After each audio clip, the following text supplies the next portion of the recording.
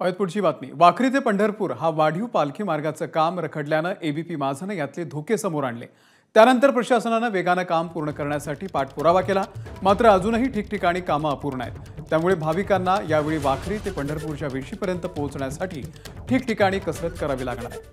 हे काम राष्ट्रीय महामार्गाकडून करण्यात येत आहे। कामाचा पहिला टप्पा पूर्ण करून पुढचा टप्पा सुरू करणं अपेक्षित असताना या ठेकेदारानं ठिकठिकाणी खोदकामं करून ठेवलेली आहेत, परंतु कोणतंच काम वेळेत पूर्ण झालेलं नाहीये, त्यामुळे भाविकांचे हाल होणार आहेत। दरम्यान ज्ञानोबा माऊलींची पालखी आज तर जगद्गुरू तुकाराम महाराजांची पालखी उद्या सोलापूर जिल्ह्यामध्ये पोहोचणार आहे। एबीपी माझाच्या दणक्यानंतर खऱ्या अर्थाने वाखरी ते पंढरपूर हा जो पालखी मार्गाचं रखडलेलं काम होतं ते आता थोडं वेग घ्यायला लागलेलं आहे, मात्र अजूनही याचा वेग अतिशय संथ आहे। या इथून भंडीशेगाववरनं निघालेली पालखी सोहळे या उड्डाणपुलापासून खाली उतरून या इथं वाखरी हद्दीत प्रवेश करणार आहेत आणि इथून वाखरीच्या पालखी तळाकडं यांचा प्रवास सुरू होणार आहे। नेमका या मार्गात कुठं कुठं आणि काय काय अडचणी आहेत ते आपण टप्प्याटप्प्याने पाहत जाऊ। इथून आता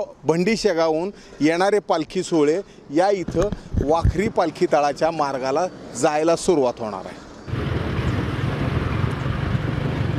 या मार्गावरून भाविकांना सर्कस करत या इथं पालखी तळापर्यंत पोहोचावं लागणार आहे आणि हे समोरचा पालखी तळ आहे जिथं किमान 12 ते 15 लाख भाविक या परिसरात वास्तव्याला असतात। सर्व महत्त्वाच्या मानाच्या पालख्या या समोरच्या पालखी तळावर असतात, त्यांचे प्रत्येकाचे कट्टे आहेत आणि त्या ठिकाणी हे पालखी सोहळे सर्व विसावलेले असतात आणि इथून 16 तारखेला पंढरपूरच्या दिशेने यांचं मार्गक्रमण होतं। पंढरपूरच्या दिशेने जाताना वाखरी ते इसबावी मार्गावर काय अडचणी आहेत या आता आपण पुढच्या टप्प्यात बघूयात। वाखरी पालखी तळावरनं पंढरपूरला 16 तारखेला ज्या वेळेला म्हणजे दशमीला पालख्या निघतील त्यांना पहिली अडचण येणार आहे या इथं या पुलावरनं ज्या मार्गावरनं पालखी सोहळे येतात त्याचं काम हे असं अर्धवट स्थितीत आहे।